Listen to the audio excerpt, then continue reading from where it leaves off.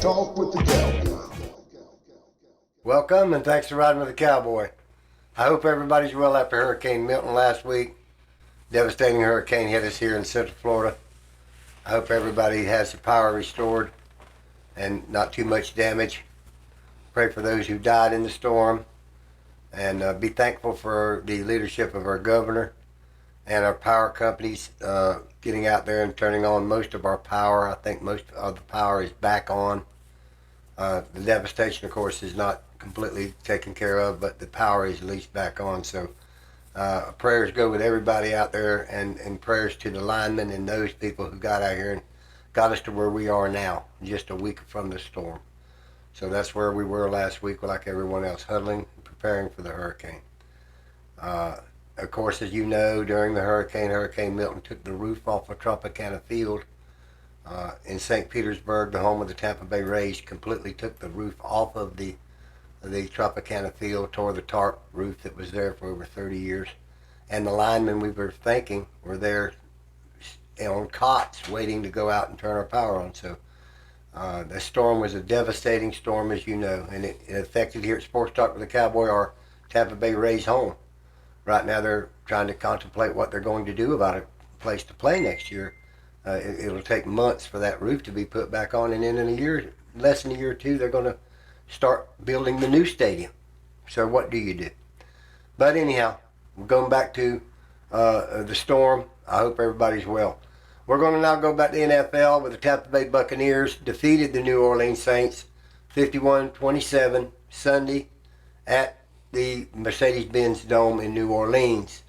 It was a great game. The first quarter we were ahead 20-0, and they wound up coming back and taking the lead.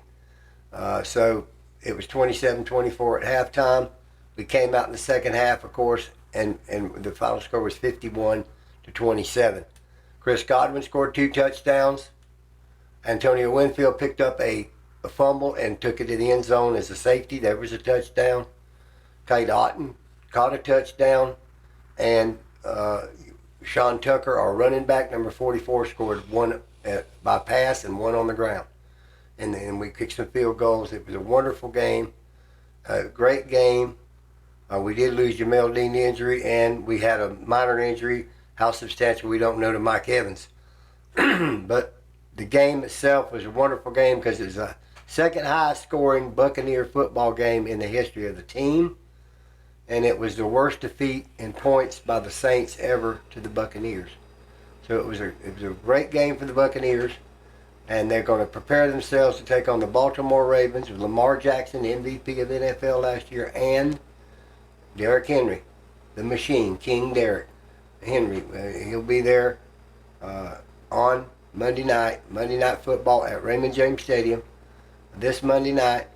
So it's going to be a packed house on national television and a great game. I hope we go in there and have no injuries. I understand Baltimore Ravens are a great team. We're not favored. They are.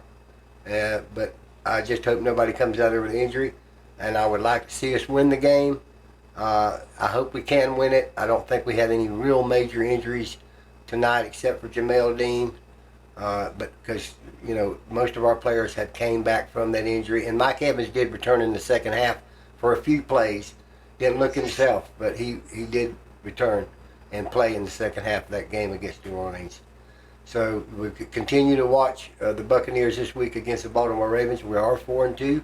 We're tied for the lead in the Southern Division of the NFC with the Atlanta Falcons at 4-2. So we got to keep pace with the Falcons. And after this game with the Baltimore Ravens Monday night in Tampa, we take on the following week in Tampa, the Atlanta Falcons, who beat us a couple weeks ago. And we need to go ahead and square that up with them there in Tampa. So we got 2 home games in a row, the Ravens and the Falcons. Ravens this Monday night on national television. So I hope everything goes well with the Bucs through the week of practice. They had to be, their families, their pets, their wives, the Glaziers, the great owners we have with the Tampa Bay Buccaneers, took all the pets, all the children, all the wives to New Orleans during the hurricane so they could be with the players. Now that's great ownership. We talk about this all the time, how good owners are. What do they do for their people? Follow me on this. A hurricane. My team's got to go to New Orleans. They got to play football. We got to get them up there 2 or 3 days before the game so they can practice. But their wives and children and pets are here in Tampa, so it's a strain on their mind. They're going to be in New Orleans where they said, can't they go up there? They could, but it would be a monumentous task. Let's just take in consideration. But the Glazers, the owners of the Bucs, took all of them to New Orleans. That tells you what kind of ownership is. That tells you what kind of good people the Glazers are. People that take care of people are good people. You know who they are. And we've got some good ones in on the Buccaneers with the Glazers. Congratulations to them and the team. We're going through the storm up there and winning. And as Coach Bowles said after the game, I'm giving a game ball to the mayor of Tampa because this game ball is for the city of Tampa. We're going through the storm. Anyhow, we're going to go on to some more games. Of course, we all seen the Detroit Lions absolutely destroy the Dallas Cowboys 49-7 in Jerry's world out there in Texas. And Jerry Jones just watched his team get devastated. And even worse than that, at the end of the game, the Lions wouldn't score any more on them. They just didn't want to beat them up no worse. That's terrible when a team comes to your house and beats you to the point they don't even want to score on you down there at the goal line because they feel bad that they're scoring on you. Terrible. And let me say this to the Dallas Cowboy fans, and I don't mean this in a bad way. The Dallas Cowboys are hot garbage, okay? They're done, okay? Dak Prescott, that whole team out there, forget about it. They don't have anything going for them at all.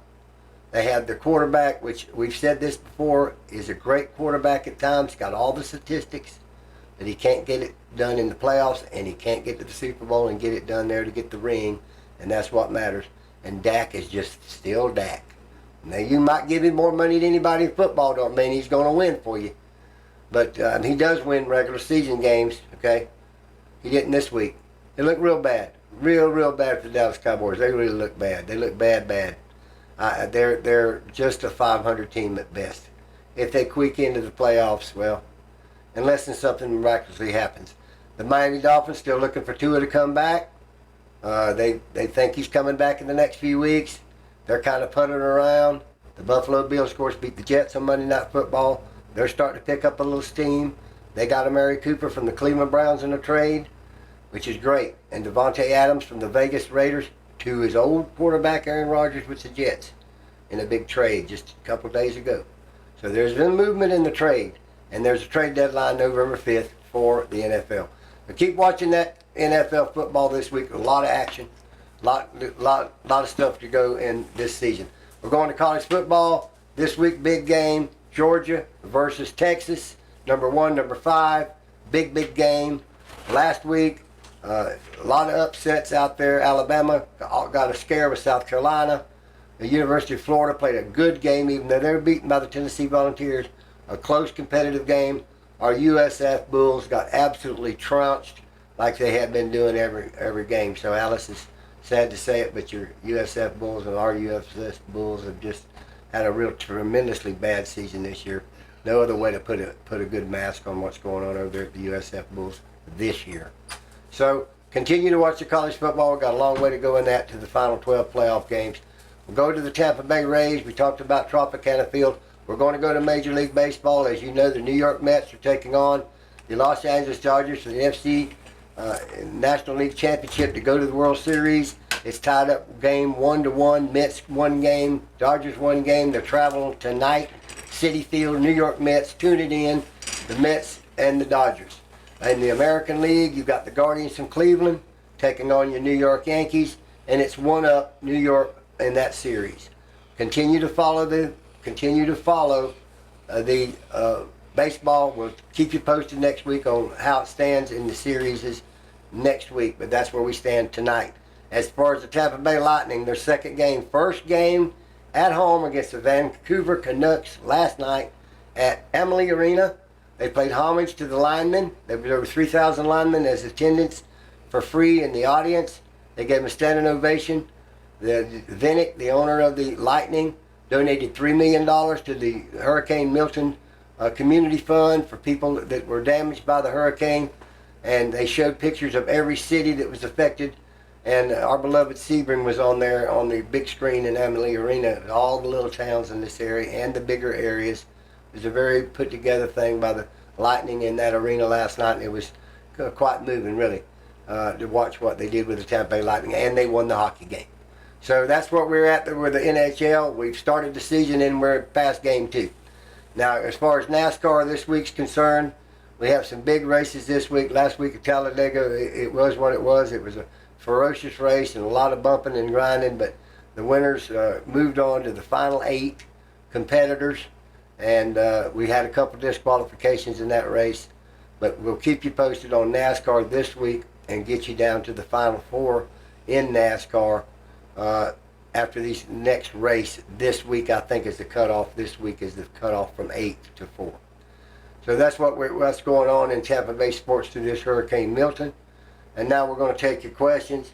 And the first question is from Beverly. And Beverly wanted to know about Tropicana Field. How would the Rays play in Tropicana Field, Cowboy?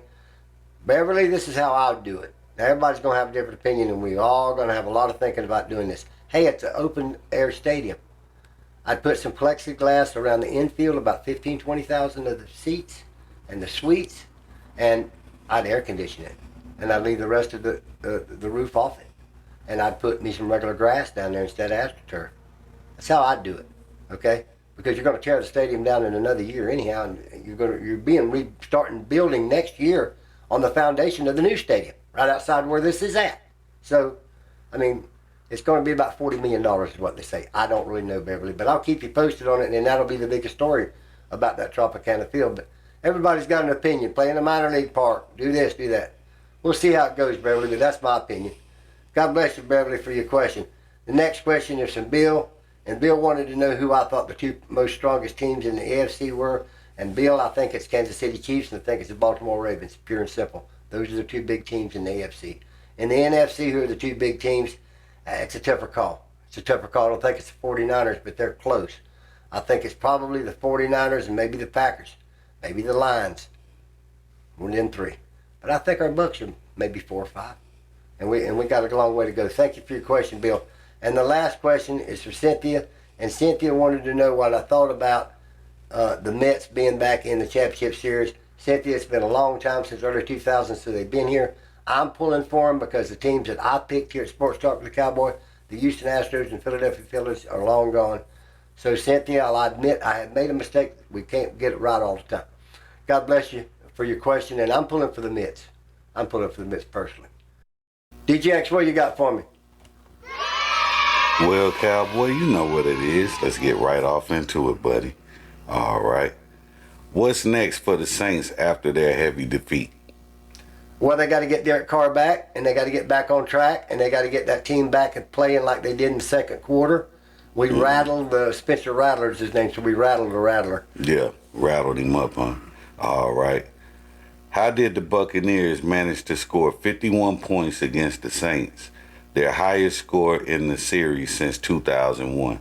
The Buccaneers exploded in the fourth quarter, scoring 20 points to seal the win.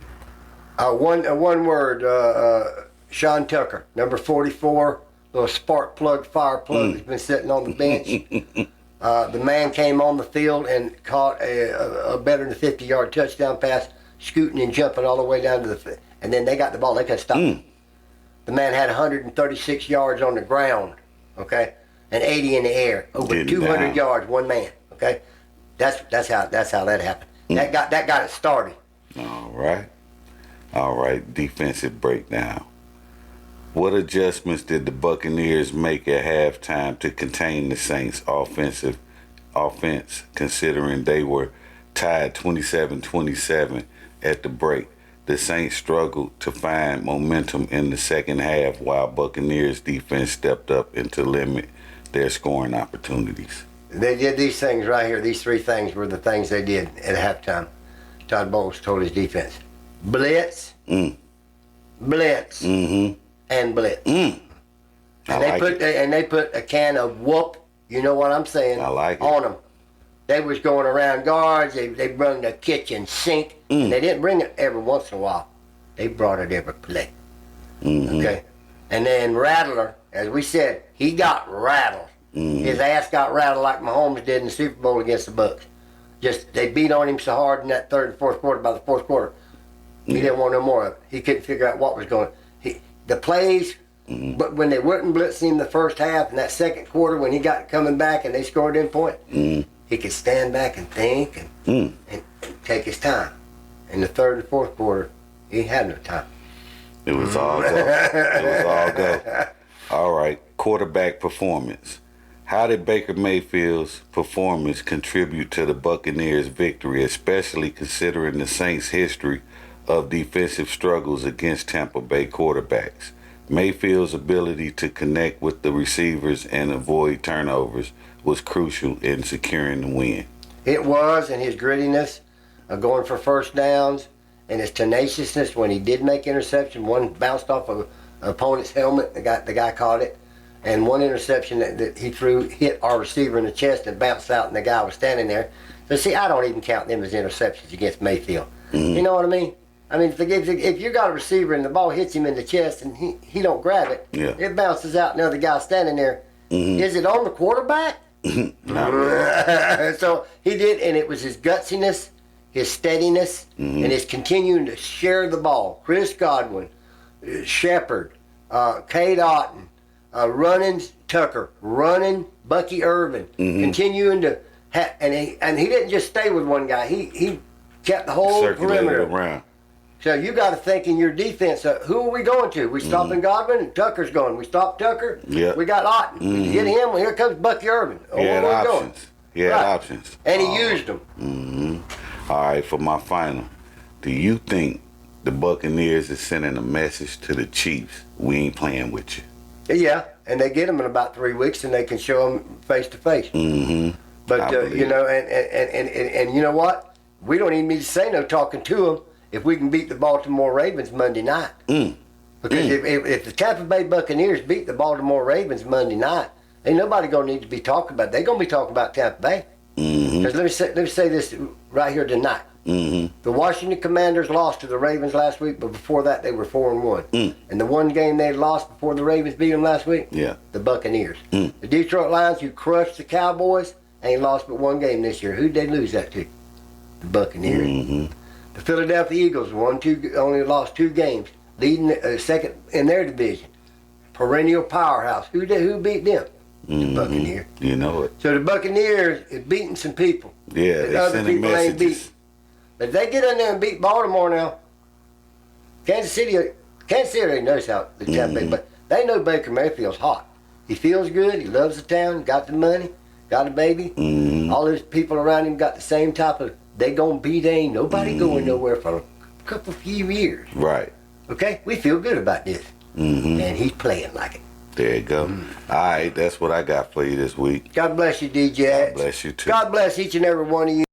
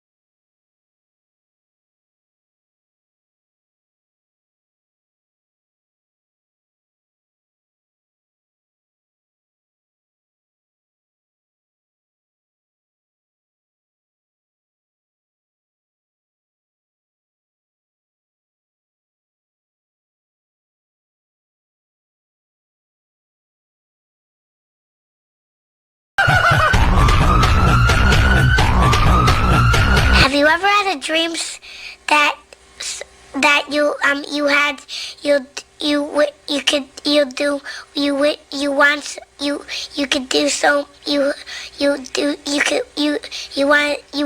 him to do you so much you could do anything?